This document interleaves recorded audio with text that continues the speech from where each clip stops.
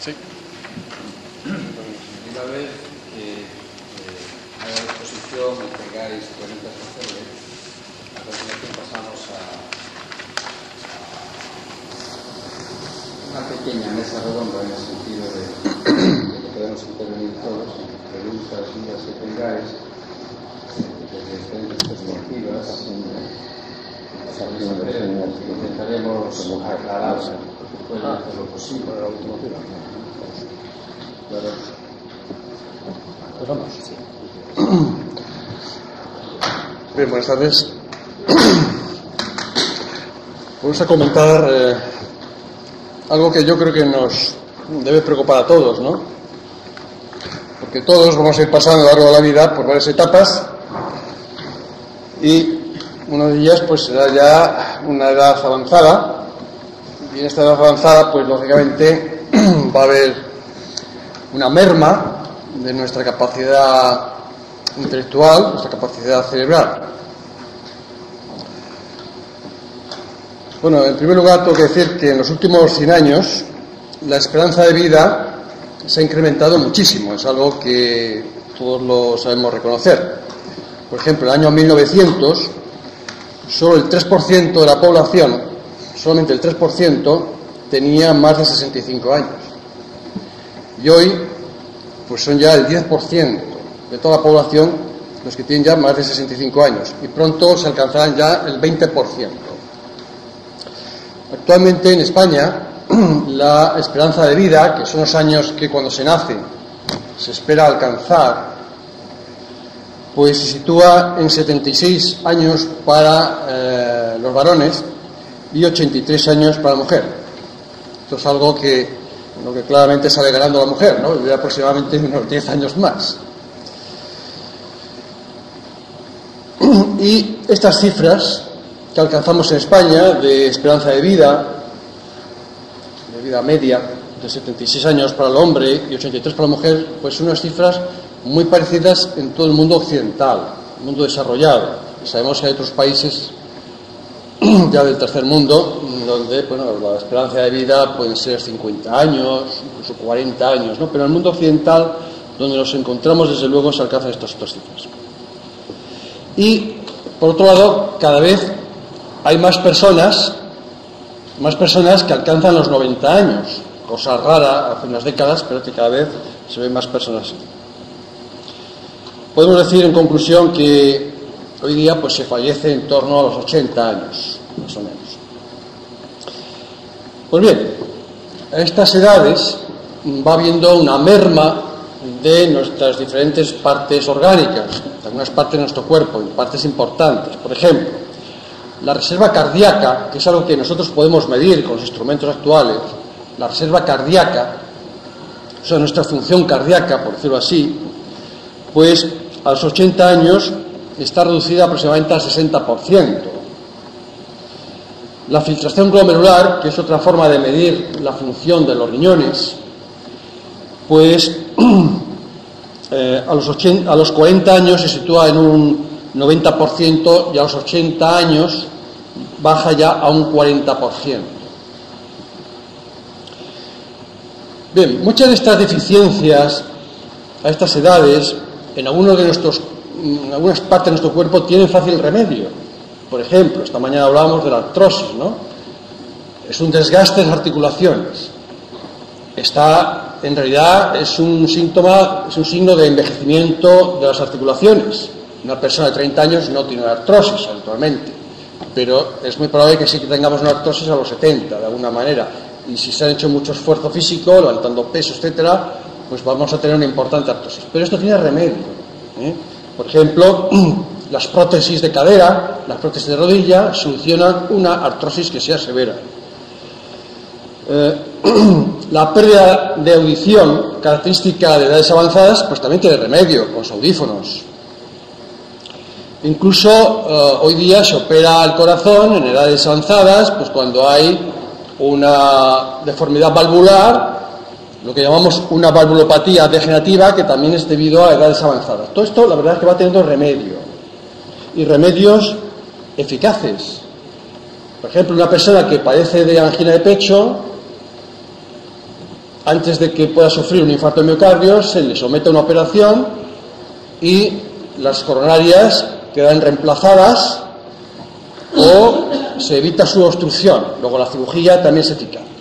Quiero decir con todo esto que muchas de las alteraciones que producen envejecimiento en diferentes partes de nuestro cuerpo tienen hoy día buenos remedios. Pero ¿qué pasa con el cerebro? Porque el cerebro por ahora no lo podemos sustituir, no podemos quitar un cerebro viejo ya, poner otro nuevo. Pues aquí, curiosamente, el cerebro es uno de los órganos más resistentes que tenemos, mucho más resistentes que las articulaciones, mucho más resistente que el corazón, mucho más resistente que el pulmón y que otros diversos órganos. Sin embargo, sí que carecemos de buenos remedios pues cuando el cerebro comienza a fallar. Actualmente, pues el 90% de las personas, aproximadamente, mayores de 65 años, gozan de buena salud mental.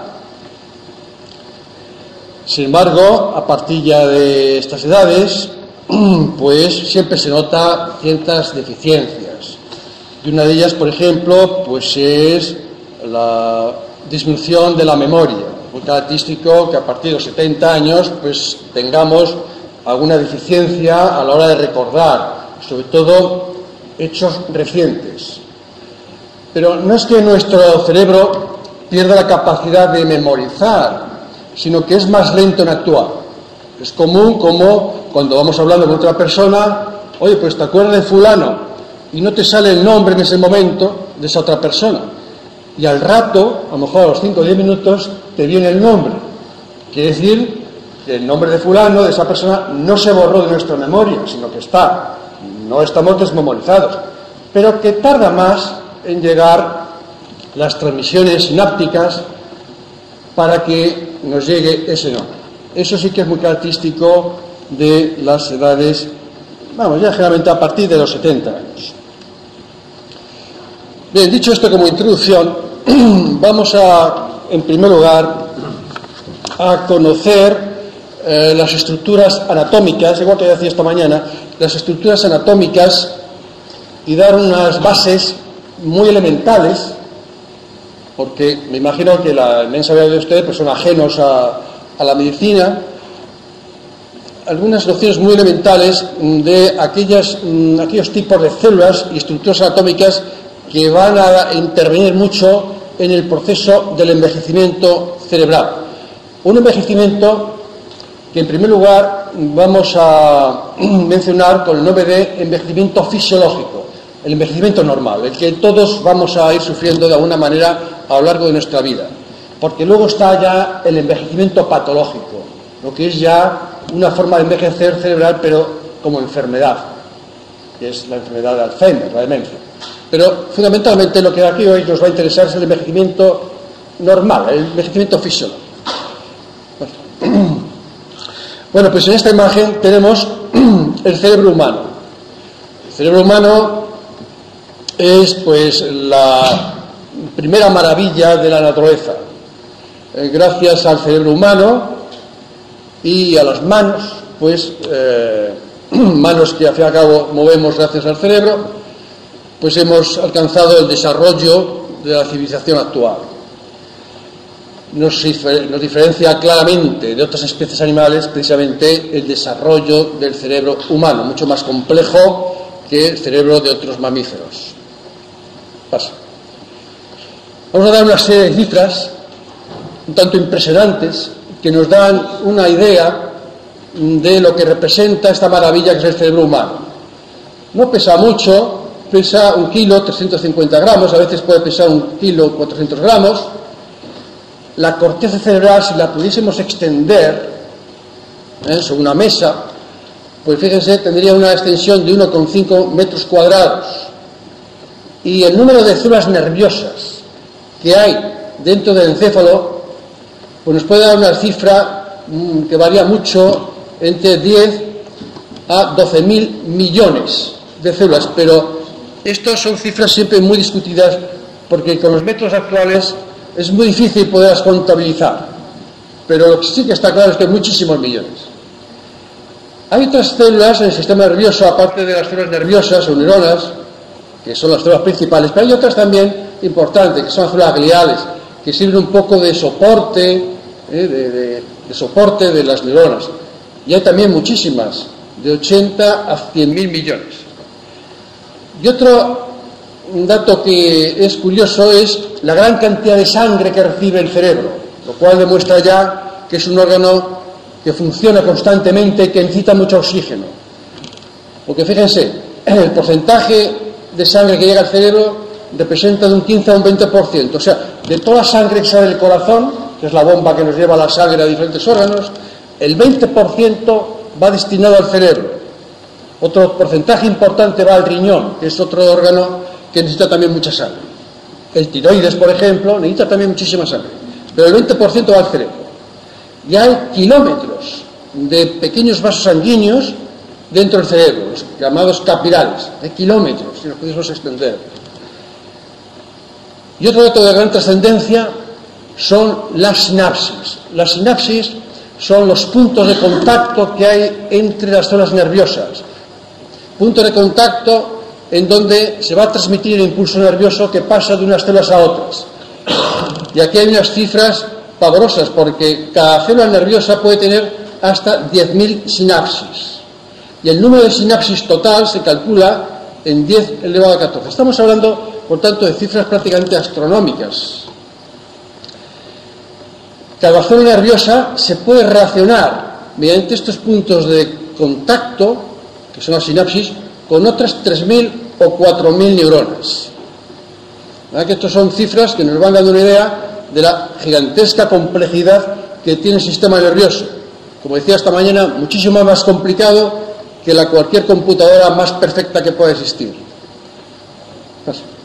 Este es un dibujo que nos demuestra en rojo la importancia que tienen los vasos sanguíneos que llevan al cerebro, que llevan sangre al cerebro. Diversos tipos de arterias, estas son las principales, porque luego hay otras mucho más finitas, que son los capilares, y aquí ya no vemos. Les recuerdo que reciben el 20% de sangre que sale del corazón. Y aquí vemos, muy en forma esquemática, las partes que componen una célula nerviosa, que va a ser un poco la célula protagonista de esta charla. La célula nerviosa, pues tiene un cuerpo, que aquí parece una pera, de la que salen estas ramas, a modos de ramas de un árbol, que son las llamadas dendritas. Y en estas ramificaciones tienen estos salientes, que esta mañana también comenté, que se asemejan a las espinas de un rosal, y que se llaman por eso espinas dendríticas. Y en estos sitios es en donde se van a establecer sinapsis, contactos con otras células nerviosas, contactos que se hacen a través de esta otra línea, que aquí aparece en rojo, que se llama axón. De tal manera que el impulso nervioso, corriente nerviosa, se va a transmitir de los axones a las dendritas, va a correr por las dendritas, llega al cuerpo celular y sale de nuevo por otro axón, que a su vez contactará con otras neuronas, hasta establecer esos miles y miles y miles de sinapsis que hemos comentado antes. En este otro esquema vemos lo que son las sinapsis. Aquí tenemos una célula nerviosa, aquí hay otra, aquí hay otra. Estas son sus dendritas y este es el axón. Y el axón, fíjense que hace contacto, por ejemplo, en forma de sinapsis, con una de estas ramas dendríticas. Pero también puede hacer sinapsis con el cuerpo de otra neurona. El impulso nervioso es una corriente eléctrica que va a lo largo de los axones, pero cuando llega a la sinapsis, este impulso eléctrico se convierte en un impulso químico. Aquí estamos viendo una sinapsis a mucho detalle. Esta es la terminación de un axón en el punto de contacto con las espinas de las dendritas. Aquí el impulso nervioso es una corriente eléctrica que está aquí representada, pero al llegar a este punto que es la sinapsis, esta corriente de impulso nervioso se transforma en un impulso químico, porque a este nivel se van a liberar unas sustancias químicas que llamamos neurotransmisores. Y hay muchos neurotransmisores diferentes. Siguiente. En esta imagen, obtenida con el microscopio electrónico, se ve con mucho detalle una de estas sinapsis. Todas estas gotitas que aparecen aquí son las llamadas vesículas sinápticas, y en su interior hay estas sustancias químicas que llamamos neurotransmisores, y van a transmitir este mensaje químico a otras células a nivel del contacto. De manera que queda claro que a lo largo del axón viaja el impulso nervioso en forma de conducción eléctrica o impulso eléctrico, y aquí se transforma en un mensaje químico. Siguiente. En esta otra imagen vemos estas vesículas con estos neurotransmisores, sustancias químicas, cómo estas vesículas se abren, liberan estos productos químicos, que aquí se ve muy bien en este dibujo, y son recibidos por las dendritas de otra neurona. En esto consiste con mucho detalle una sinapsis. Siguiente. Y aquí vemos las diferentes formas de sinapsis que hay. Los axones procedentes de estas neuronas hacen contacto o bien de manera directa con una dendrita, o bien hacen contacto sináptico con una espina, esos salientes en forma de rosal que comentaba antes, o hacen contacto directamente con el cuerpo de una neurona. Y así se va transmitiendo los impulsos nerviosos de unas neuronas a otras, a una enorme velocidad. Siguiente.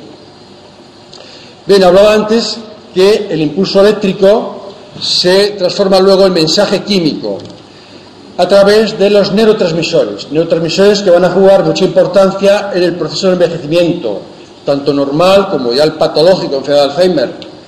Hay muchos neurotransmisores. Uno de los más conocidos e importantes es la acetilcolina. Se sabe, por ejemplo, que en personas ya con demencia, con enfermedad de Alzheimer, hay una deficiencia hay un déficit de este neurotransmisor. Pero hay otros muchos neurotransmisores, por ejemplo, catecolaminas, y dentro de ellas está la dopamina, noradrenalina, en fin, no les quisiera a ustedes marear con todo esto, pero sepan que hay diversos neurotransmisores, y precisamente, mirando ya al futuro, podemos decir que unas formas que habrá en pocos años para corregir las deficiencias del envejecimiento cerebral normal, fisiológico, el que todos vamos a ir teniendo de alguna manera, será precisamente el ir tomando, igual que tomamos una tableta de aspirinas, pues seguramente habrá diversos neurotransmisores que podemos ir tomando, inyectando en nuestro cuerpo de alguna manera, e ir paliando esas deficiencias que presenta el cerebro en la persona de bastante edad. De hecho, actualmente, en las personas que tienen Parkinson, que es una enfermedad degenerativa, yo creo que todos sabemos lo que es el Parkinson, una enfermedad que consiste en los movimientos involuntarios, es una enfermedad que se corrige mucho dando dopamina, porque es una enfermedad en la que hay una deficiencia de este neurotransmisor. Pues igual que hoy día podemos corregir muy bien el Parkinson dando dopa, en el futuro probablemente podremos mejorar la memoria, podremos mejorar no sé, deficiencias del envejecimiento fisiológico dando diversos neurotransmisores. Paso. Bien, hemos visto la estructura básica que tiene una célula nerviosa. Ahora bien, dentro del sistema nervioso hay grupos de neuronas que se caracterizan porque todas ellas producen un tipo de neurotransmisor, y esto da lugar a las llamadas redes neuronales. Y así, por ejemplo, tenemos neuronas que intervienen además en la memoria y en la vigilia, que son las llamadas neuronas colinérgicas, porque este grupo de neuronas sintetizan un neurotransmisor que es la acetilcolina, y que precisamente son las neuronas que más van a fallar en el envejecimiento normal y también en la enfermedad de Alzheimer. Hay otras redes neurales que intervienen en el ciclo del sueño-vigilia, otras intervienen en las variaciones del humor, de la depresión, de la euforia, de la motilidad, y vean que estos diferentes grupos o redes neuronales se van a caracterizar porque van todas ellas a producir diversos tipos de neurotransmisores. Siguiente. Pues bien, ¿qué es lo que vamos a ir notando cuando tenemos, por ejemplo, pues 70 años, de ahí en adelante? Vamos a ir notando una serie de deficiencias, pero que encajan todas ellas dentro del envejecimiento normal o fisiológico. Por ejemplo, vamos teniendo pérdida gradual de memoria para hechos recientes, el ejemplo que ponía antes. Hay una disminución de la velocidad de reaccionar. Poníamos el ejemplo esta mañana de que si aparece por esa puerta una persona amenazándonos, pues las personas jóvenes probablemente reaccionarán de una manera mucho más rápida que las personas ya que tienen 60 y tantos años o 70 y tantos, ¿no? De manera que va a haber una disminución en la velocidad de reaccionar. Hay una mayor lentitud para tareas cognitivas de memoria. Nos cuesta más trabajo retener una serie de datos. Hay alteraciones del sueño, esto es muy característico, los que tenemos 65 años, pues ya dormimos peor que cuando éramos jóvenes, y no digamos ya cuando somos niños que se pasan el día durmiendo. Y los trastornos emocionales, es muy común que en personas ya de bastante edad pues tengan situaciones emocionales de depresión, muchas veces una depresión motivada por la pérdida del marido, una depresión por una enfermedad de una persona conocida, por el fallecimiento de personas amigas. Esto es muy frecuente.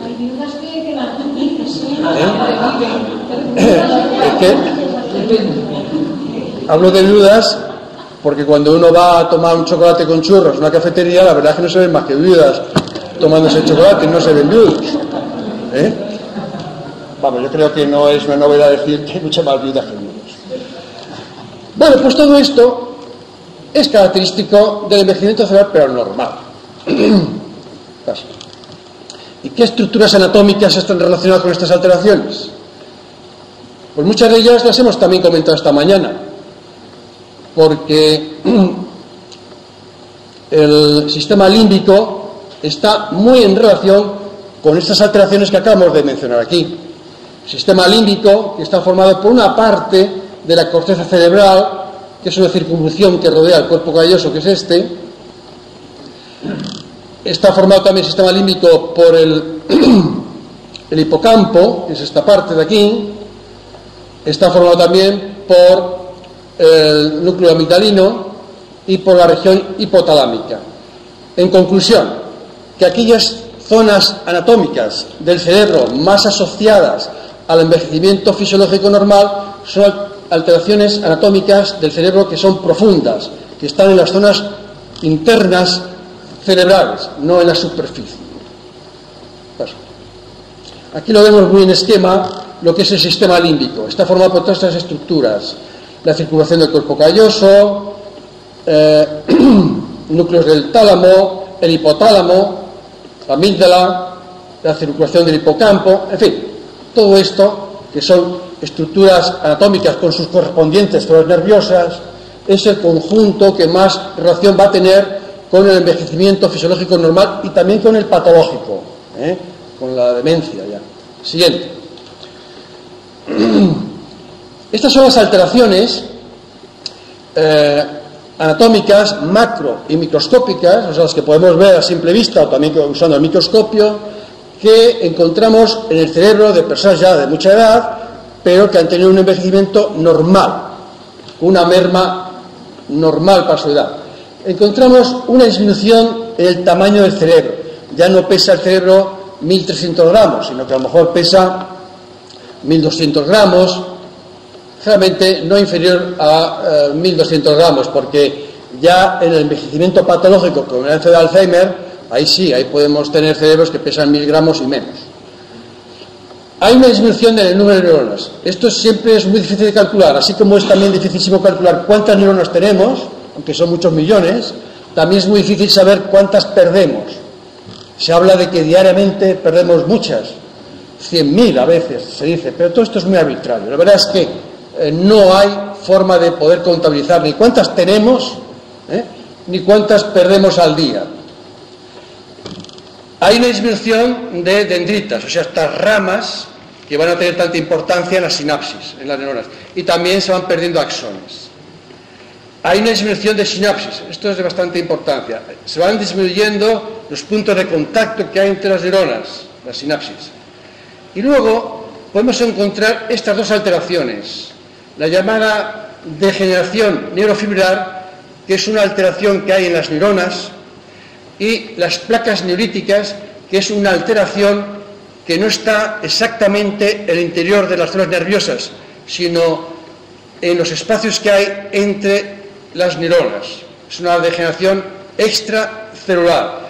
Pues bien, la degeneración neurofibrilar y las placas neolíticas los vamos a tener cualquiera de nosotros ya a cierta edad dentro de un envejecimiento normal, pero son muy numerosas en las personas que van a tener ya un envejecimiento patológico, cuando ya surge una demencia, como es la enfermedad de Alzheimer.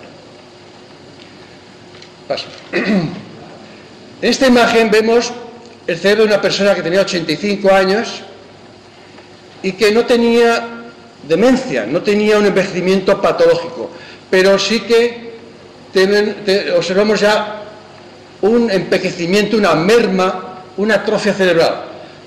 Las circunvoluciones son mucho más delgadas que una persona que tuviese 30 años, por ejemplo, y los surcos, que son estas zonas más oscuras que hay entre las circunvoluciones, son mucho más profundos. Existe, por tanto, una merma del tejido nervioso. Si esto lo vemos a simple vista, lógicamente, si lo miramos al microscopio, veremos una disminución de células. Siguiente. También es muy característico dentro del envejecimiento normal del cerebro que en las células nerviosas se deposita un pigmento, que aquí lo vemos de color marrón, y que se llama pigmento lipofucina, y que es un depósito de un material, unos detritus del metabolismo de la célula nerviosa. Realmente se puede acumular mucho este pigmento, es como un desecho del funcionamiento de las células, pero no afecta al funcionamiento neuronal este depósito. De manera que es un fenómeno que lo vemos siempre en cerebros de personas de bastante edad, pero no le produce ningún trastorno funcional. Siguiente. Bueno, esto es como se ve con el microscopio electrónico nuestros depósitos. Es un pigmento que consiste en unos depósitos de material lipídico y material proteico, que aquí vemos de material de forma más oscura.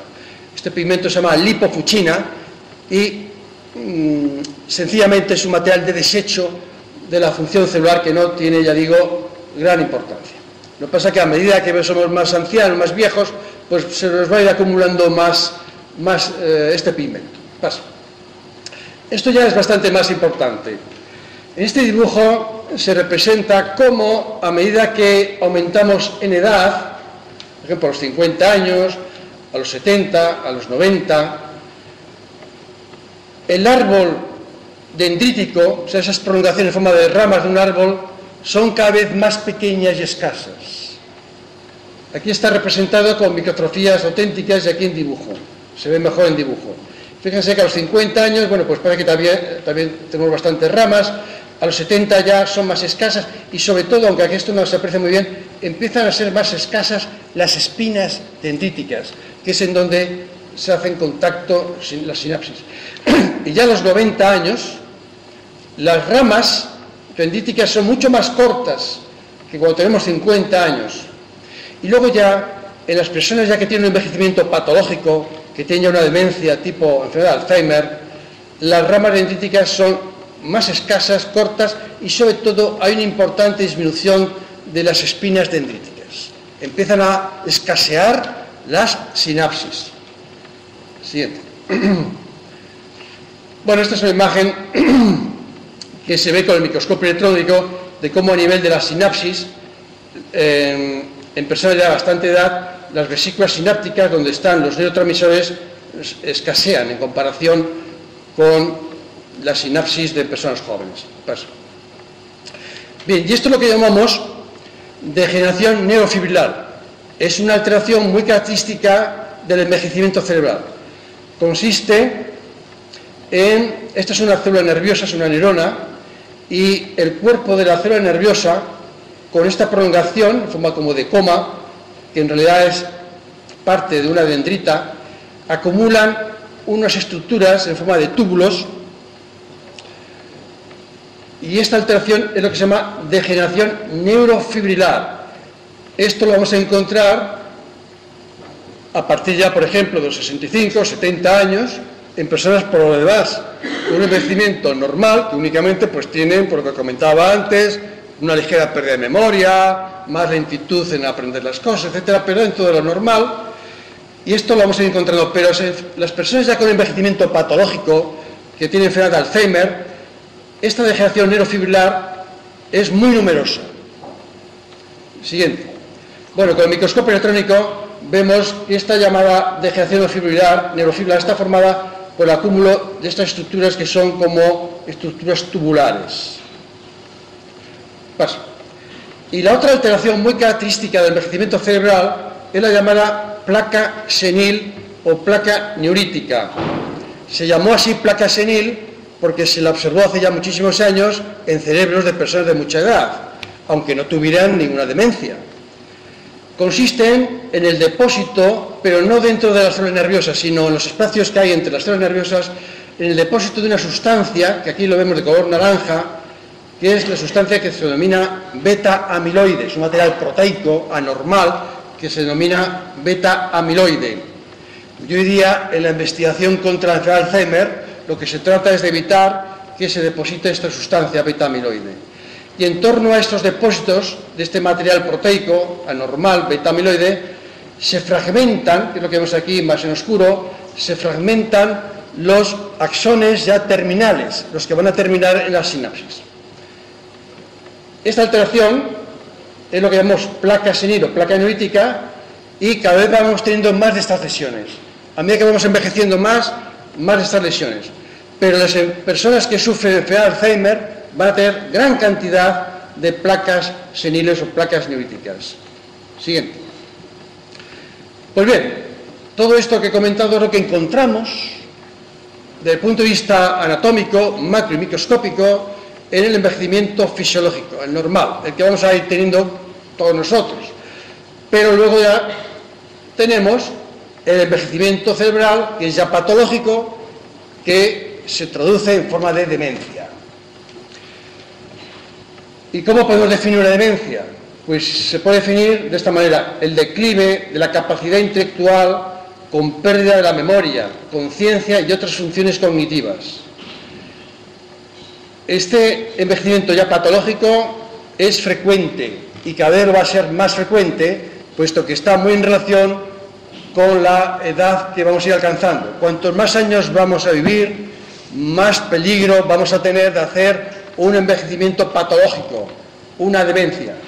Por encima de los 65 años existe ya un cierto grado de demencia que puede alcanzar hasta el 10% de las personas, y por encima de los 85 años, fíjense que ya alcanza del 30 al 40%.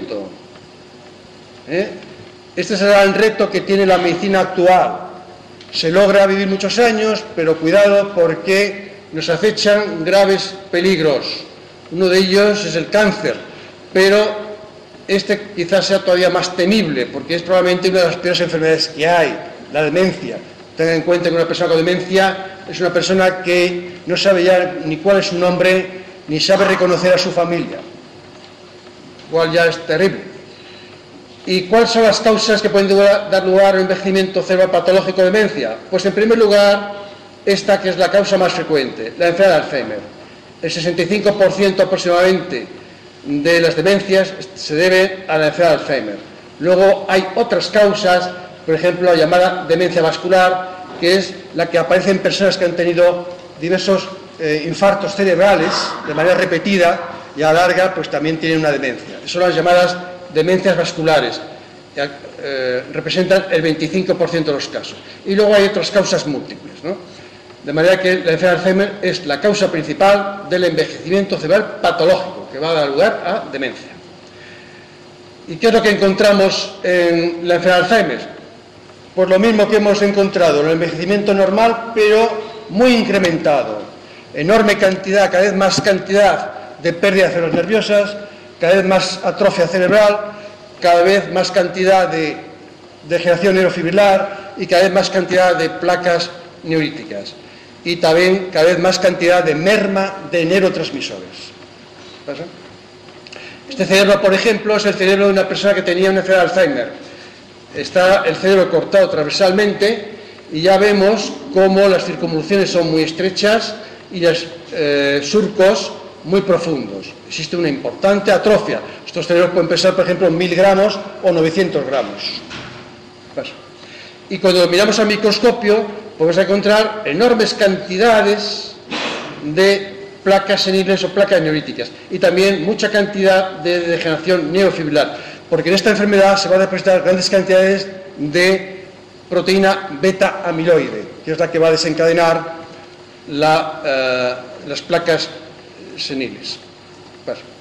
Y en este dibujo esquemático, pues podemos comparar lo que pasa en el envejecimiento normal con las personas que tienen ya un envejecimiento patológico con demencia en una forma ligera y luego en una forma grave. En este dibujito de aquí se representa las placas senil, la degeneración neurofibrilar. Y estos números romanos indican las diferentes capas que hay en las células nerviosas, en las capas que hay de células nerviosas en la corteza cerebral. Y estos otros rectángulos o cuadrados representan diversas regiones anatómicas del cuerpo. Pero bueno, lo que nos interesa ahora es observar cómo en el envejecimiento normal pues hay pocas ovillos o degeneración neurofibrilar, también se llaman ovillos neurofibrilares, hay pocas en algunos territorios anatómicos, por ejemplo en este. Pero el envejecimiento patológico, cuando es ligero, ya hay más. Y cuando ya es grave, muchísimos más.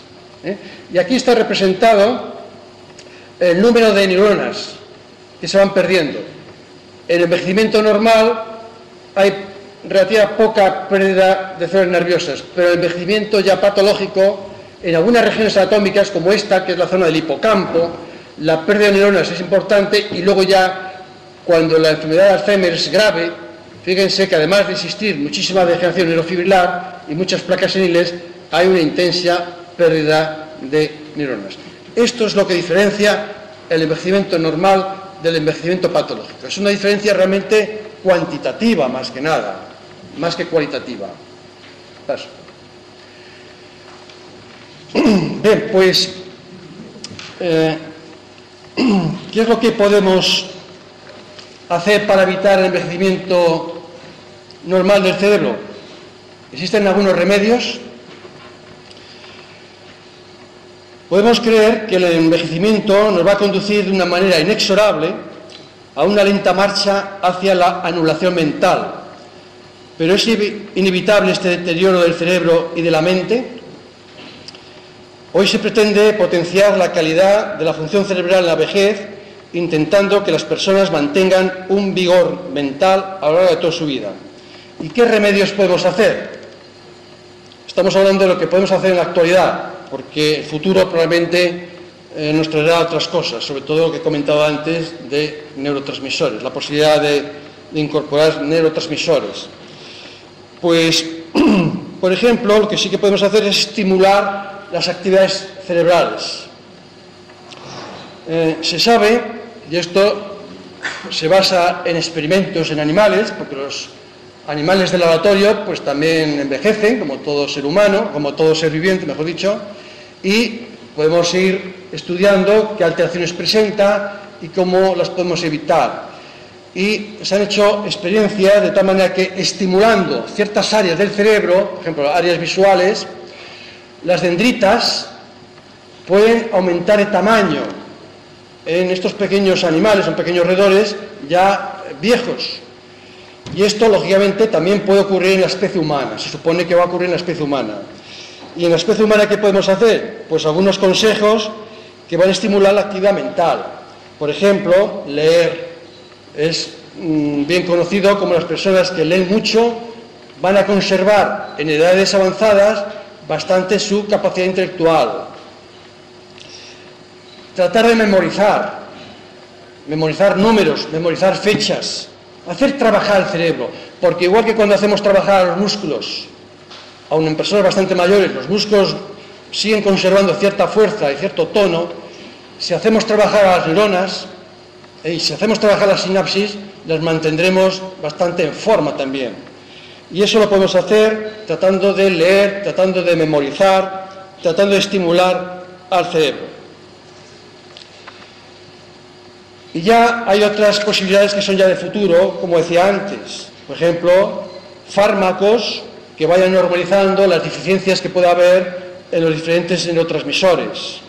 Hoy día, como decía, sabemos la eficacia que tiene la dopa en el Parkinson. Pues esto mismo lo podemos hacer en otras enfermedades que producen también demencia.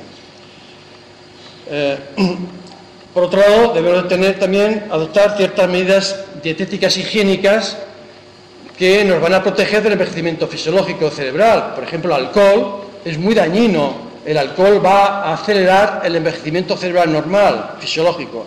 Por tanto, evitemos el alcohol. Evitemos también el abuso de sedantes y estimulantes, porque los sedantes y estimulantes a edades avanzadas, a esas edades, las células nerviosas son bastante sensibles a estos fármacos y, por tanto, los van a dañar. Experimentalmente se sabe que dar antioxidantes en forma de vitamina E se ha logrado prolongar bastante la vida de estos pequeños animales que se usan en el laboratorio, como son ratones, etc. Dando antioxidantes, vitamina E. Se supone que en la especie humana ocurría lo mismo. Pero claro, para que en la especie humana, si esto se notase, habría que ingerir antioxidantes, vitamina E, no durante unos meses, sino a lo largo ya de toda nuestra vida. Y estas son experiencias que a veces nos escapan. En el laboratorio sí se puede hacer, porque estamos hablando de unos animalitos que su vida media son 3 años, en 3 años ya son viejos. Entonces estos experimentos se pueden hacer fácilmente en estos animales. Pero en la especie humana, que la vida es mucho más larga, hacer esta experimentación sería mucho más compleja. Pero parece que hay fundamento para creer que estos antioxidantes pues realmente lentecerían el envejecimiento fisiológico. Y por último, cabe esperar que en poco tiempo se logren ciertos medicamentos que eviten que se depositen esta proteína beta-amiloide, que es la que va a producir las placas seniles. De manera que el futuro es prometedor. De hecho, la enfermedad de Alzheimer es una de las enfermedades, igual que el cáncer, más estudiadas en todo el mundo. El mundo más avanzado está muy centrado en el estudio de la enfermedad de Alzheimer, porque en el futuro será una auténtica plaga. Vamos a alcanzar los 90 años muchas personas, pero es que va a haber una cantidad enorme de personas con demencia. Como esto se sabe, pues se trabaja mucho sobre esta enfermedad. Y ya finalizo comentando que hay personas, y todos conocemos, como han conservado en edades bastante avanzadas su gran capacidad intelectual. Suelen ser personas que a su vez han trabajado, han estimulado mucho su intelecto. Por ejemplo,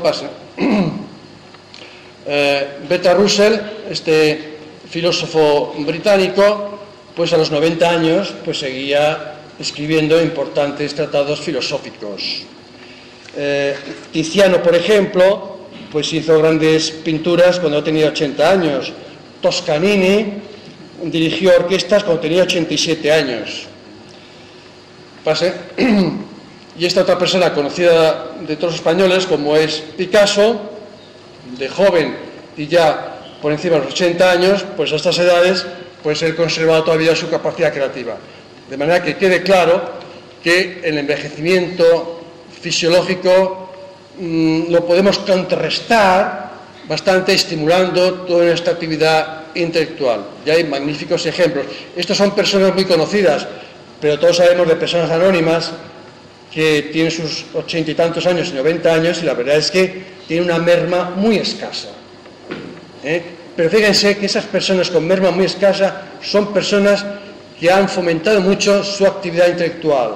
Han leído mucho, han pensado, han tratado de memorizar, porque otras personas, y esto se ve mucho en el medio rural, que han trabajado poco con su intelecto, pues a lo mejor tienen 70 años o menos y se las ve realmente con un cerebro envejecido.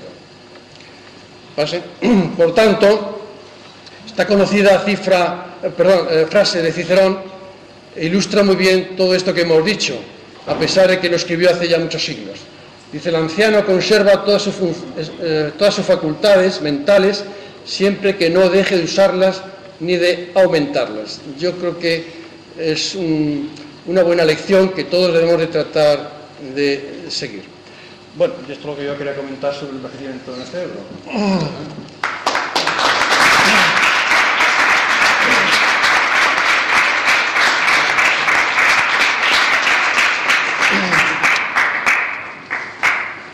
pensar que vamos camino de todo esto. Bien, preguntas.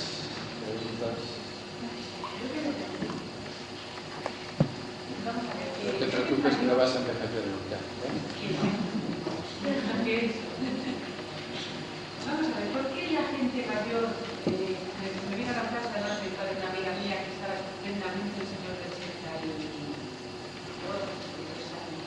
estupendamente, le entró miedo por una enfermedad, ¿no? Porque no sabía exactamente qué es lo que podía tener, y en un mes, los que en menos de un mes, este señor, a cambio de un envejecimiento impresionante solamente por la preocupación, ¿no? Entonces este señor pues, caminaba, el sol, bueno, todo lo que hace la gente, pues la ciudad es complicada. Pero está fatal, ¿no? O sea, ha hecho un envejecimiento de verdad, o sea, se está ensocopeado, no sale de casa, su aspecto físico es horrible, ¿no? Es posible que ni tan poquito.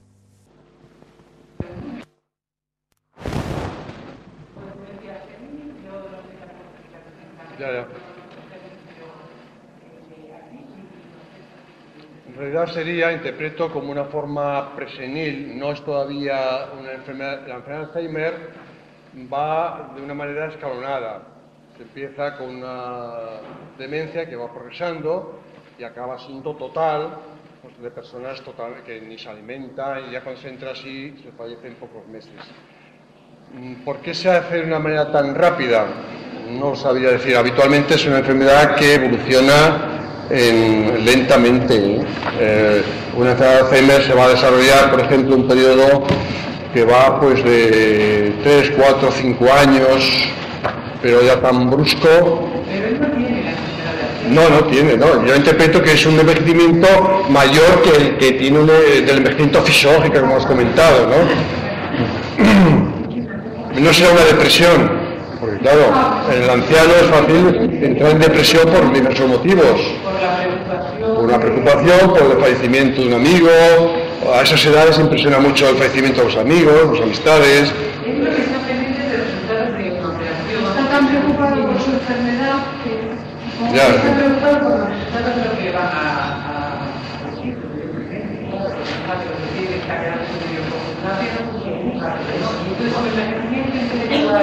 Bueno, pues si está cojo de la pierna es porque habrá tenido un ictus, habrá tenido un accidente cerebral.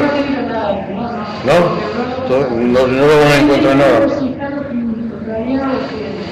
Bueno, pues es un ejemplo de enfermedad psicosomática. Por al fin y al cabo, en ese caso, por influencias psíquicas, se está produciendo ese deterioro físico en articulaciones, en movimiento. No te podría decir, habría que conocerlo, ¿no? La brecha de vida.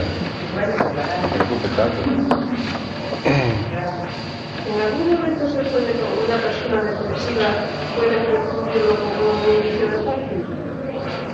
Una depresión con la enfermedad de Parkinson. Son dos enfermedades diferentes. La enfermedad de Parkinson se caracteriza básicamente porque falta un neurotransmisor, que es la dopamina, de unas neuronas que están no en el cerebro, sino que están un poco más abajo, en el tronco cerebral.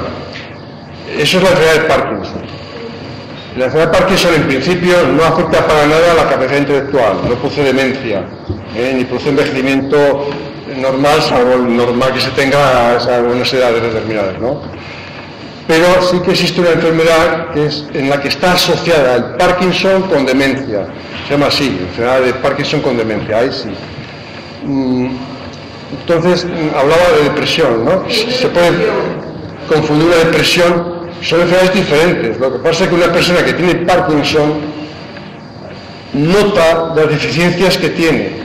Por la enfermedad de Parkinson tiene dificultad para hablar. Una enfermedad de Parkinson se puede caer con facilidad, porque se caracteriza esa enfermedad por movimientos involuntarios y por rigidez. Los miembros están rígidos. Y eso facilita a veces la caída, y todo eso produce depresión en la persona.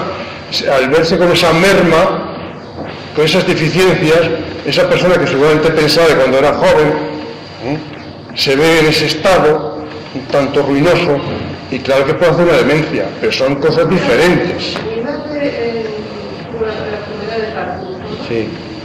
Y empezó con una depresión. porque pensó que mi padre tenía una enfermedad incurable, cosa que no tenía. Y fue tratar, y bueno, le diagnosticaron a ella Parkinson. Fue tratada de Parkinson, cosa que un médico dijo que había dado mucha medicación. Y parece ser que Parkinson, cuando se da mucha medicación, después no se puede retirar. Y es la persona fuerte, obesa, y tuvo 15 años con el Parkinson. Quedó como una persona huesos y bien, pero con muchas ganas de vivir. El día antes de morirse, ella dijo: subí escaleras ayudadas a alguien que llevaba en silla de ruedas, que se bloqueaba y no podía andar. Fueron 15 años lo que duró esa enfermedad. Pues en principio son enfermedades diferentes, lo que pasa es que una repercute en la otra probablemente, claro. Entonces ese colega le decía: mamá, yo creo que se han equivocado en la enfermedad. ¿De qué edad tenía ya? No, el Parkinson... Nada, al final murió como 80 y pico de años. Parkinson es una enfermedad que es bastante fácil de diagnosticar, porque el médico ya no neurólogo, porque el médico lo diagnostica porque es muy llamativa. La enfermedad de Parkinson se caracteriza por los movimientos involuntarios, este movimiento como de contar monedas, la rigidez, la espasticidad, o sea, es bastante fácil diagnosticar una enfermedad de Parkinson. Sí, pero es que siempre asociamos el Parkinson con el temblor. Claro. Sí, que sentía el temblor. Es un temblor involuntario. No, es por eso es lo que yo estoy confundida. Ella no estaba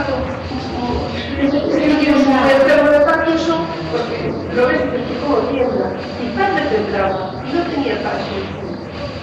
Bueno, de hecho le dijeron que tenía Parkinson y dijimos, bueno, así como estamos a mamá, papá se nos da. Mi padre nunca fue tratado de Parkinson. Y yo, pues, 4 años también. Por eso que...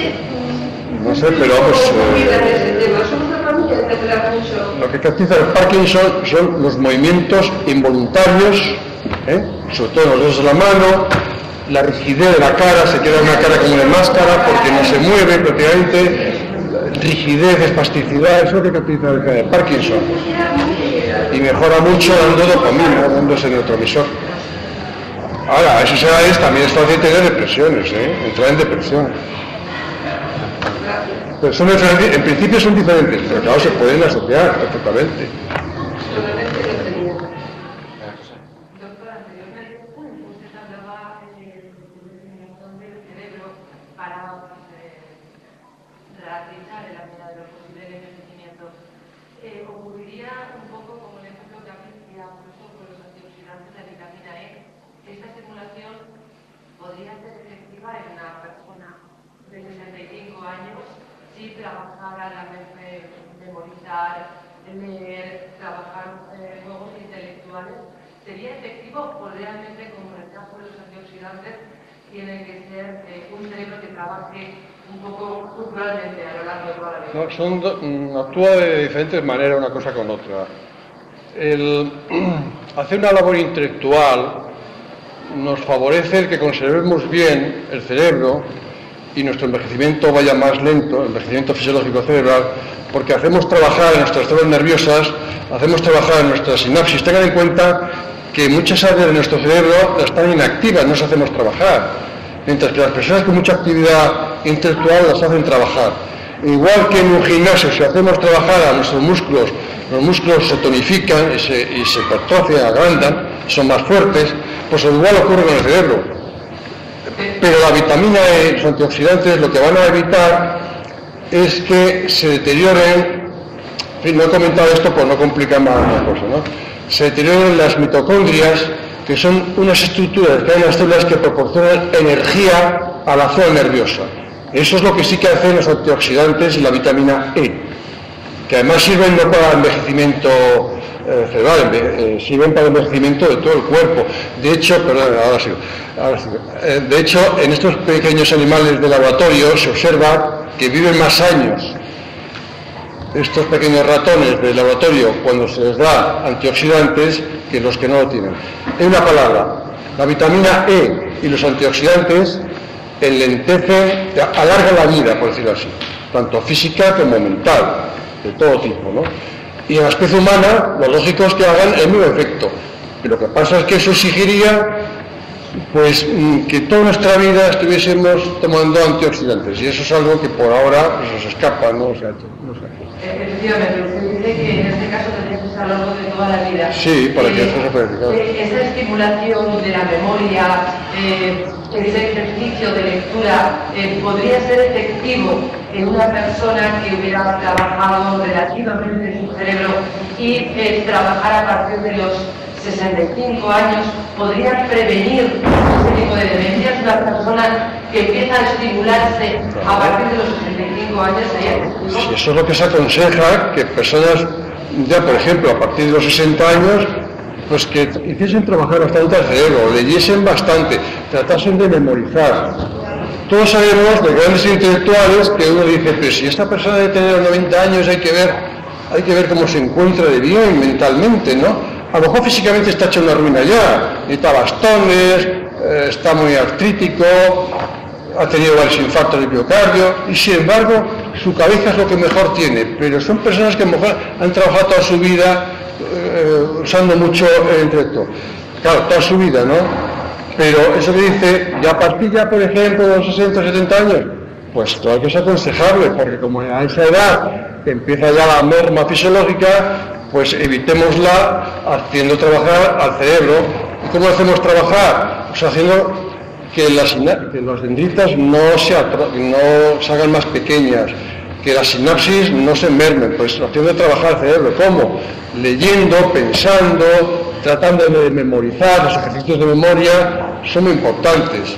De hecho, incluso en las clínicas donde se tratan a los pacientes con enfermedad de Alzheimer, unas cosas que se hacen son ejercicios de memorización, se trata un poco, trabaja con ellos, con muy escaso resultado, porque son personas que ya tienen una situación ya muy deteriorada, ¿no?, de su intelecto. Pero eso es lo que se aconseja hoy día. ¿Qué depara el futuro? El futuro vendrá seguramente, igual que en el Parkinson, por dar los neurotransmisores que escasean a ciertas edades, como la acetilcolina, etc. Pero que por ahora eso todavía no está en funcionamiento. Una última pregunta para el doctor, y luego dedicamos unos minutos a la participación de algunos profesores, Nadal, ingenieros, y así también damos un pequeño descanso a familiar, ¿no? Porque estamos sometiendo ahí una batería de preguntas que, ¿para qué? Una última pregunta. Es verdad que últimamente cada vez los enfermos de Parkinson tienen menor edad, es decir... ¿Menor edad? Sí, es decir, gente muy joven, claro, gente muy joven de 25 de 40 años, cada vez es más frecuente, bueno, es mayor el número que empieza a padecer Parkinson con muy poco. Bueno, vamos a ver, la enfermedad de Parkinson es una enfermedad de envejecimiento. La enfermedad de Parkinson habitualmente no se da en personas jóvenes, como tampoco se da en una persona joven la demencia de Alzheimer. Son enfermedades llamadas neurodegenerativas, que se basan prácticamente en que se van perdiendo las células nerviosas.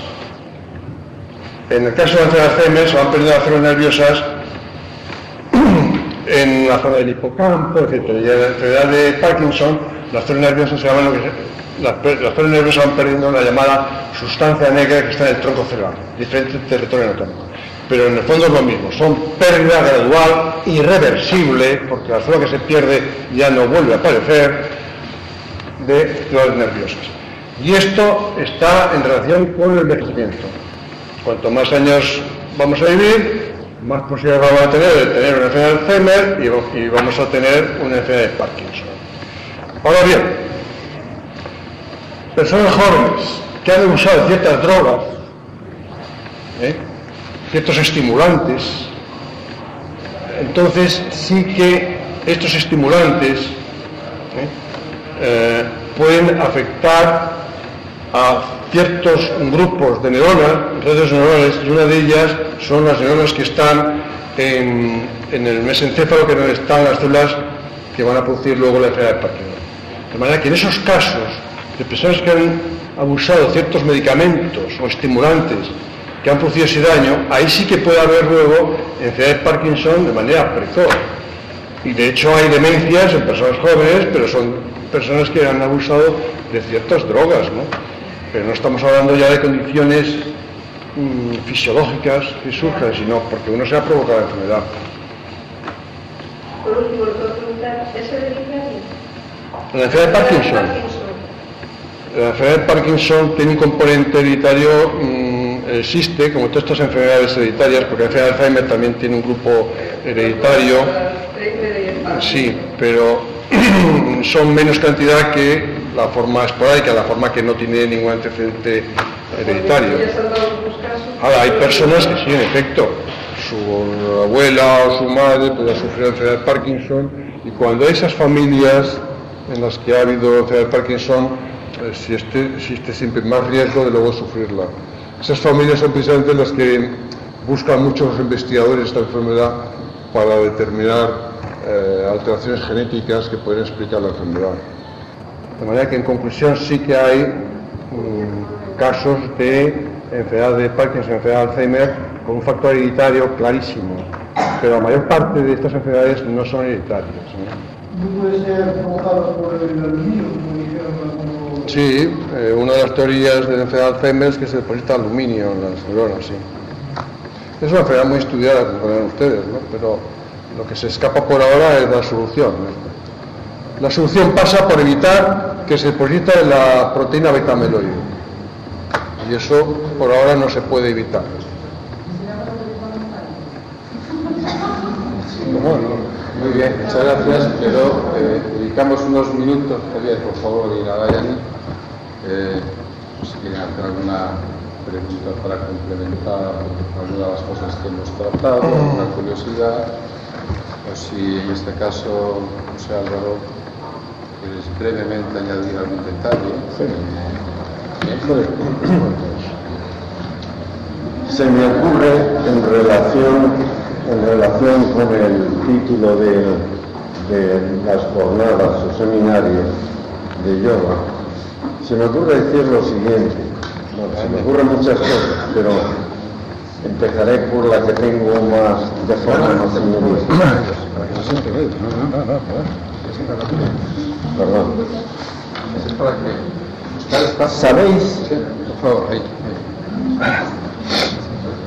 ¿Sabéis que uno de los problemas mayores en relación con las recomendaciones que ha hecho el profesor es la atención? Y digo la atención en el siglo XXI que estamos, veréis por qué lo digo. Cuando examinamos el cine o la televisión o internet, que dicho sea de paso, el otro día escuché un comentario muy acertado y decía que así como las personas mayores es más fácil que nos enganchemos a la televisión, los jóvenes es más fácil que se enganchen a internet. En cualquier caso, cuando vamos al cine, cuando vemos la televisión o cuando estamos en internet, primero, estamos en una actitud pasiva porque estamos esperando que algo que nos interesa aparezca. Fijaos que las cadenas de publicidad tienen mucho que ver en el déficit de atención que se va a producir en muchas personas. ¿Por qué? Porque cuando se anuncian esas interrupciones para la publicidad, el paso de imágenes se hace trepidante, o el anuncio de películas, sea en el propio cine o en la televisión, se hace muy rápido. Y entonces ahí parece que aprovecharíamos lo que se recomienda, que el cerebro trabaje mucho, porque claro, resulta que tiene interés, aunque no se dé cuenta conscientemente, en averiguar lo que está pasando ahí, en lo que pasa por la pantalla. Y entonces se le anima a que el interés no lo pierda con un determinado ritmo de imágenes. ¿Qué pasa cuando te coges un libro o cuando estás, bueno, prestando atención a una conferencia, que los acontecimientos no van a ese ritmo. Y entonces, de manera inconsciente, parece ser, hay estudios que señalan el peligro de la falta de atención de las personas, porque no se produce ese frenesí de imágenes, de señales, de mensajes que están produciendo sobre todo las agencias de publicidad, y entonces se desconecta. Y si se desconecta de lo que se está leyendo, si se desconecta de lo que se está escuchando, ¿qué está pasando? Pues que cada vez aprendemos menos, aunque dediquemos el mismo tiempo.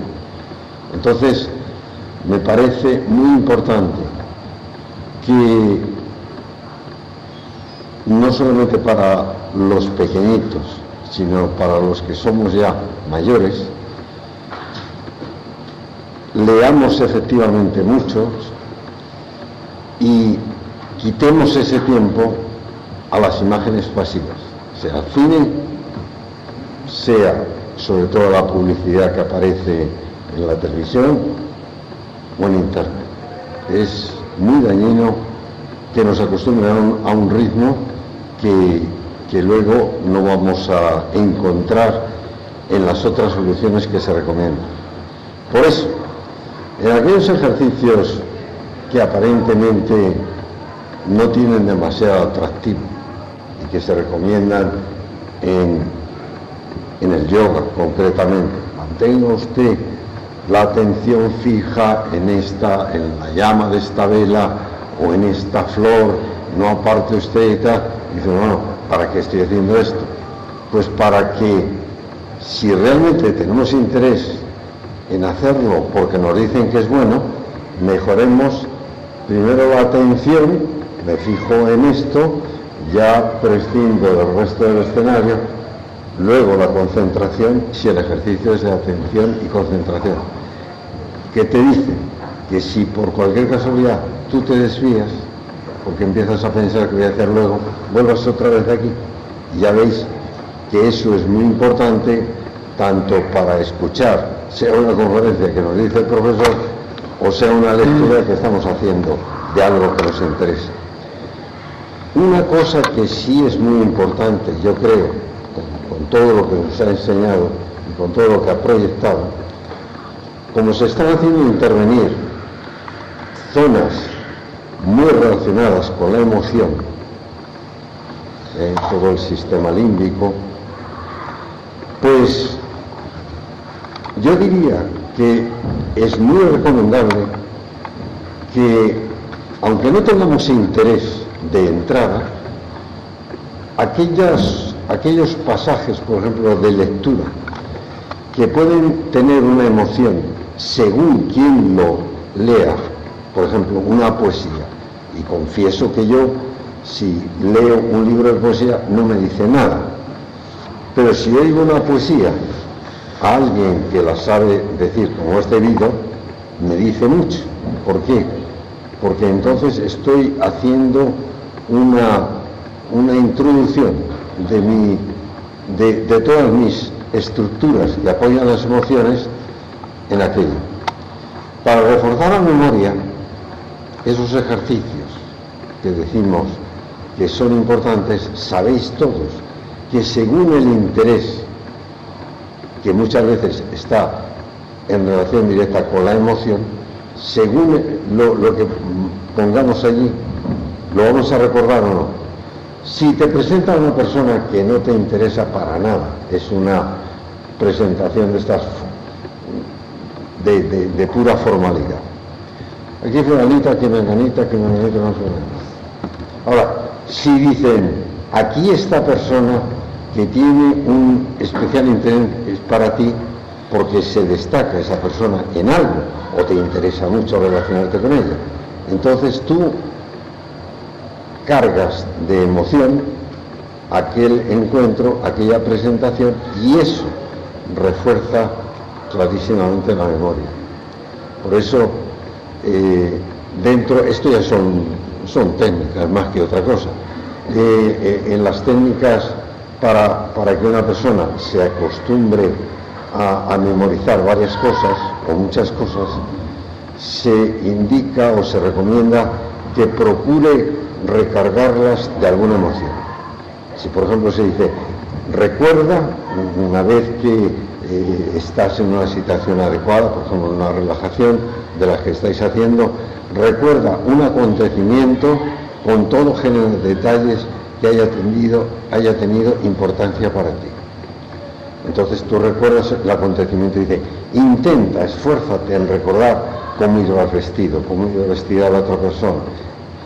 Y sobre todo, de ahora en adelante, no lo puedes estar haciendo constantemente porque parecerías del FBI o de la CIA más que del FBI. Pero si en realidad dedicas una parte de tu tiempo a ese entrenamiento que recomendaba el profesor, entonces sí que es importante que nos acostumbremos a hacer un ejercicio con carga emocional. Y como siempre tenemos algo importante que recordar, pues vamos a hacerlo con cosas que nos interesen.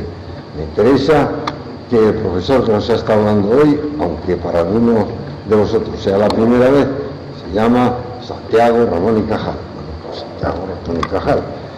Aquí fijaos, viene un enganche muy fácil para reforzar la memoria.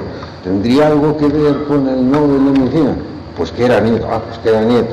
Todas esas conexiones que hacemos cargándolas de emotividad, y las conocí, ¿qué día?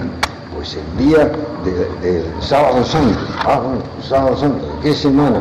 Empiezas a recordar cosas así como ejercicio, y así es como realmente puedes tener una buena memoria. Eso y la autoestima. Fijaos, la autoestima. Yo recuerdo, no voy a decir el nombre de ninguna manera, recuerdo que un profesor, nada menos que de psiquiatría, me dijo una vez, oye, evidentemente, o él lo suponía y además acertaba, tú eres mayor que yo. Y dije, correcto, tú eres más joven que yo. Y yo veo que cuando tú das las clases, oye, pues sales así, empiezas a hablar y tienes un orden, no es que digas lo que se te ocurre. Y yo muchas veces hasta me llevo chuletas como si fuera un estudiante y me quedo en blanco. Y yo digo, pues mira, parece mentira que tú me lo digas a mí. Te quedas en blanco porque estás preocupado en que te vas a quedar en blanco. O sea, si tú tienes la autoestima en ti y diciendo, yo no me voy a quedar en blanco, de ninguna manera, y si me quedara, por ejemplo, eso ya son trucos, son técnicas, pero que te ayudan a trabajar donde aparentemente no hay materia de trabajo. Pero tú dices, si me quedo en blanco, que no me vaya a quedar, o lo que sé yo, tú dítelo a ti, o lo que sé yo, además sí es verdad, que sabes mucho. Si te quedas en blanco, cita un caso de los muchos interesantes en que estás envuelto. Y verás cómo recuperas el hilo y verás cómo va. Bueno, fijaos cómo la autoestima de una persona, de un profesional, de una carrera que tiene que ver muchísimo con todo esto que estamos hablando, puede ocasionarle, pues eso, quedarse en blanco. Quedarse en blanco por la poca confianza que tenía en él mismo. Bueno, esto ha sido una perorata muy larga, pero era para lo de la lectura. Yo siempre lo estoy diciendo, tenemos que leer, y además leer con dificultad. Quiero decir que si cogemos todos los días el periódico y no leemos nada más que las letras gordas, como dicen en los pueblos, pues hombre, tampoco hace ningún esfuerzo. Ahora, si lees un artículo más o menos interesante, o lees, no tienen por qué ser todas revistas ni de medicina, ni de física, ni de matemáticas, no, revistas que tengan algún contenido, o libros que verdaderamente sean interesantes, si es que no estás acostumbrado todavía, estás fomentando ese trabajo que a mí me parece desde luego fundamental, lo que has dicho. Eso, el trabajo intelectual es lo que observo es que creo que la gente mayor pierde porque me falta interés.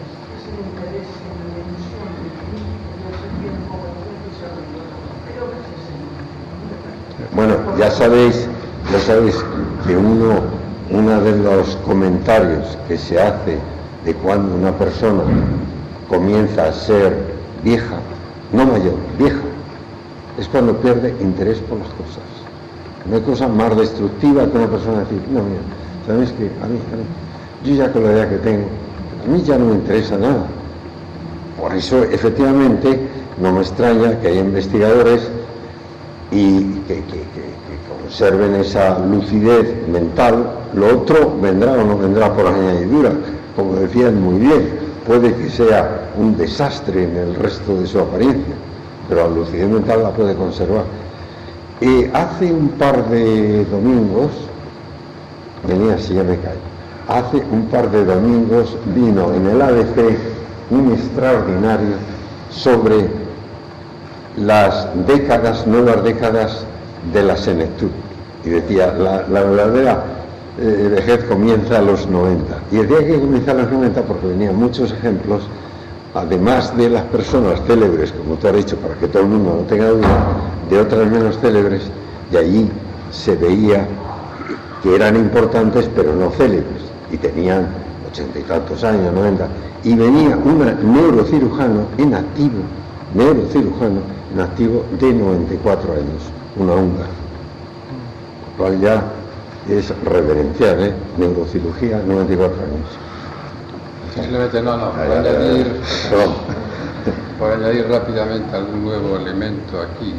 Por ejemplo, Javier puede hacer algún comentario con respecto a la filosofía de la ciencia o algún aspecto que podamos relacionar a la filosofía de Oriente y Occidente.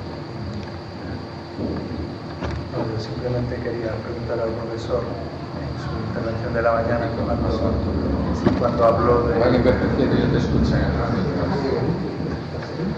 Hablaba de la mente como una función del cerebro, ¿no?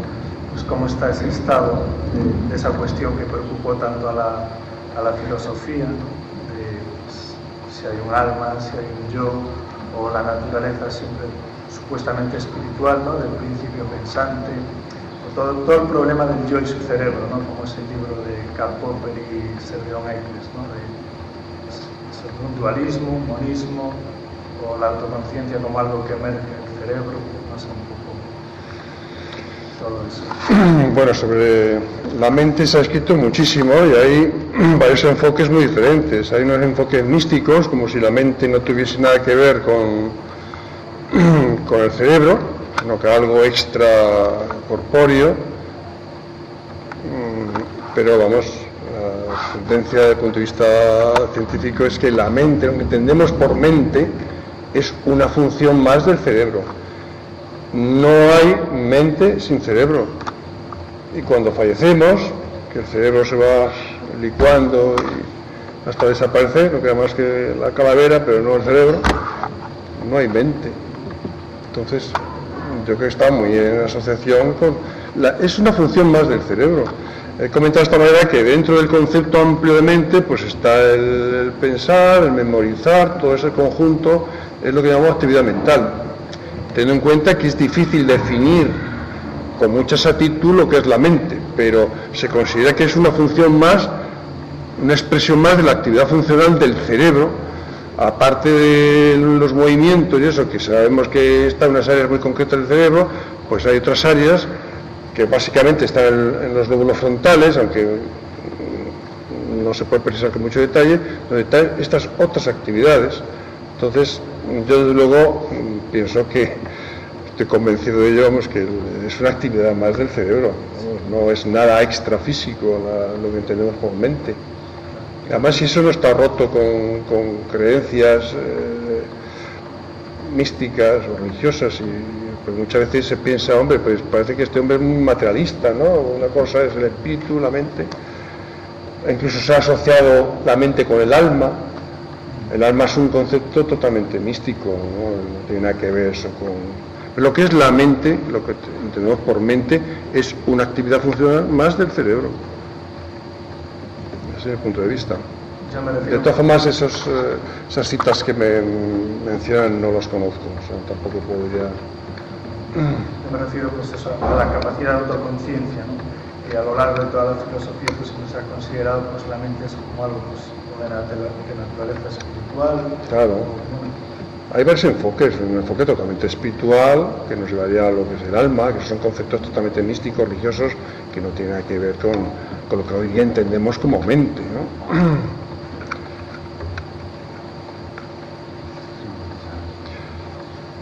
¿Pregunta o mis palabras? ¿Qué prefieres? Palabras, ¿no? Con paciencia, por favor. Para los yogis, todo aquí es nuestro vehículo. Cuerpo, incluso cerebro. Y para nosotros no hay nada sin mente. So, no hay cerebro, no hay mente sin cerebro. Sí. Para yogis no hay cerebro o cuerpo sin mente, sin conciencia. En yoga hablamos 4 verdades profundas.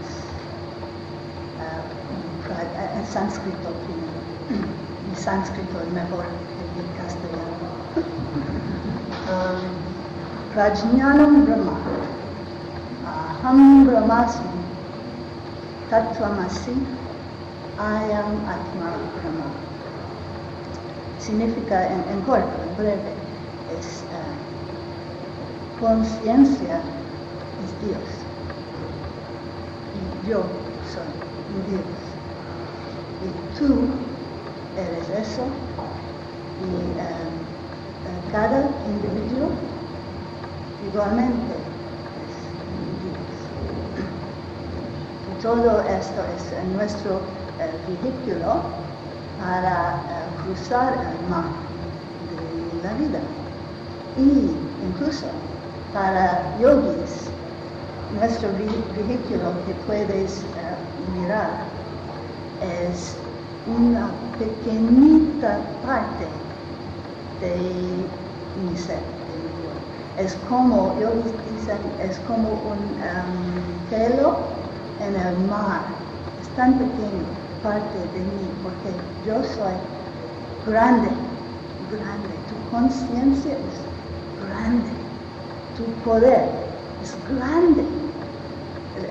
Ciencia mirando el cerebro y todo, y es fantástico. Pero ¿quién hacer este cerebro? ¿Quién tener el concepto que construir el cerebro y todas las cosas que el doctor describió para nosotros? ¿Quién tener concepto para hacer conciencia? Primero conciencia y después cosas. Todo aquí. Primero un concepto. Hay primero un concepto de esta máquina y después hay máquina. ¿Sí? Tenemos primero concepto y después cosas. So, finir con palabras de Buda. En inglés primero. We are what we think. All that we are arises with our thoughts. With our thoughts, we create the world. Somos lo que pensamos. Todo lo que somos, crecer con nuestros pensamientos. Con nuestros pensamientos creamos el mundo. Mañana posiblemente tenemos una charla sobre cosas así.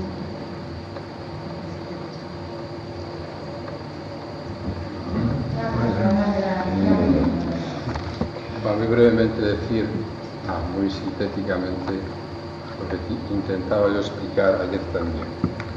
Normalmente se considera de que algo, antes de existir de forma visible, tangible, material, algo tiene que existir de forma invisible. Por ejemplo, comentábamos que la electricidad, nadie la ve, es invisible. Sin embargo, vemos su manifestación en el momento en que hay un instrumento determinado a través del cual se puede expresar. En este caso, puede ser la luz a través de un ente material como puede ser una bombilla. Pero la bombilla en sí misma no es la electricidad, sino que a través de ella, de ese aspecto, de esa forma material, se expresa la electricidad.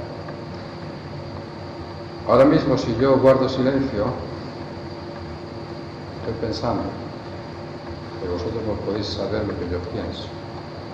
Simplemente en el momento en que ese nivel vibratorio del pensamiento desciende a otro nivel diferente, que es verbalizarlo a través de la palabra, tenemos una serie de mecanismos determinados que captan y perciben aquello que en principio es invisible, pero que o se expresa, o se capta, o se ve, o se escucha.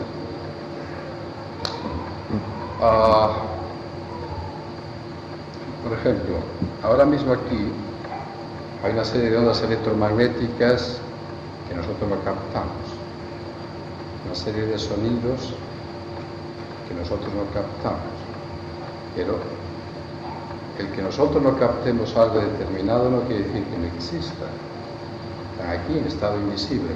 En el momento en que situamos un instrumento determinado que es capaz de reducir ese nivel de vibración a algo auditivo, un aparato de radio, un televisor, etc., automáticamente eso invisible sería visible, sería captado para poder ser expresado en la frecuencia en que nosotros nos movemos. No obstante, si invertimos las cuestiones, nosotros hablamos desde lo que capta, que en este caso sería el cerebro, y supuestamente es lo que proyecta todo lo demás. Pero el orden en que yo trato de explicarlo es la inversa. Lo que capta justamente es como, vamos a decir, un satélite. El tiempo, la climatología, hasta hace poco ocurría. Desde que hay una serie de satélites determinados somos capaces de avanzar con mayor o menor certeza qué es lo que puede ocurrir en 2, 3, 4, 5 días. No va a llover en el sur de Galicia el jueves día ¿no? Pero ¿qué es eso que capta lo que previamente, antes de que ocurra, vaya a ocurrir? Un aspecto, un objeto, un ente material que determina algo determinado que previamente ya está sucediendo, pero que ahora tenemos la capacidad de captarlo motivado a ese instrumento, ¿no? Por lo tanto, de alguna manera, nuestro cerebro viene a ser un órgano que excreta ideas, lo mismo que se religa por bilis o algo por el estilo, ¿no? Evidentemente, desde el concepto de existencia en nosotros, en Occidente, es ver, tocar, palpar y evidentemente utilizar los objetos que están a nuestro alcance para entender cómo funcionan, a qué se debe ese funcionamiento, cómo se genera y cómo se da. Pero, ¿a qué se debe que eso esté ahí presente, que se manifieste, que se produzca? Yo soy un mero producto del azar que en un momento determinado, cuando motivado a mis padres, que son los culpables de mi existencia, en el sentido de la palabra en este caso, el que yo surja sin más en la vida, para mí es algo incomprensible que me sucedan cosas que no quiero. Evidentemente, todo esto puede estar recogido en una serie de instrumentos que que es en este caso mi cuerpo y los procesos, vamos a llamarle mentales en principio, que son manifestados a través de un objeto que es el cerebro, ¿no? Pero, como decía Narayani, aquí se observa, hay un mapa con unas características, con unos contenidos, con unas coordenadas totalmente diferentes. Por ejemplo, se dice, este es el océano, esta es la conciencia total, plena, todo esto que hay aquí. Si yo cojo esta gota de agua, aquí, ¿veis? Es una gota individual, distinta, diferente a todo el océano. Sin embargo, para entender de qué está compuesto el océano, yo no necesito investigar todo el océano. Cojo una gota y ya automáticamente descubro cuál es la esencia del océano. Yo no necesito investigar todas las mentes. Yo indago la característica de esta gota de agua y automáticamente sé cómo está compuesto el océano. Yo indago en mi propia mente, en mis propios aspectos, digamos, mentales, y automáticamente llego a un reconocimiento de mí mismo de forma distinta al estado mental habitual en el que yo me muevo. Es decir, de alguna forma ya mi comprensión de la vida, de mí mismo, del universo y todo lo demás, ya no se basa en ideas, en conceptos, en cuestiones fragmentadas, yo soy esto, tú eres aquello, yo soy mi cerebro, yo soy mi cuerpo y todo lo demás, sino que, motivado a esa experiencia muy distinta, muy diferente, podemos llamarle, pues qué sé yo, en el ámbito de la mística, un estado trascendental, un estado de éxtasis, estar fuera de uno mismo, estar fuera del concepto, la idea de yo, de ego, de algo finito, limitado, de algo que desaparece y muere como individuo. Sin embargo, mi experiencia interna es una experiencia de totalidad, que desde luego no se debe en este caso pues ni a elucubraciones, ni a ideas, ni a razonamientos, ni a pensamientos, ni a estados alterados o patológicos o psicopatológicos, sino que tiene que ver con unos recursos que a nivel potencial todos tenemos, que yo descubro y que llegan a mí de forma totalmente distinta y diferente. Evidentemente, como ha descrito Santiago, uno es el cerebro. Si no hay cerebro, no hay uno, ¿no? Si no hay aparato de radio, pues eso. Tampoco hay la escucha de algo que se está produciendo desde otro nivel y que nosotros podemos captar con un aparato determinado. Pero que se rompa el aparato no quiere decir que desaparezcan, en este caso, esas ondas electromagnéticas. Por ejemplo, la luna no tiene luz propia. ¿No es eso? La luz de la luna es la expresión de la luz del sol que se manifiesta a través de la luna. De ahí que se diga que el individuo, la conciencia es la que se expresa a través del individuo. Algo así como un espejo. Un espejo no tiene luz propia. El espejo tiene una forma determinada, pero lo que hace es reflejar la luz real que es la luz del sol. Si el espejo desaparece, no desaparece la luz del sol,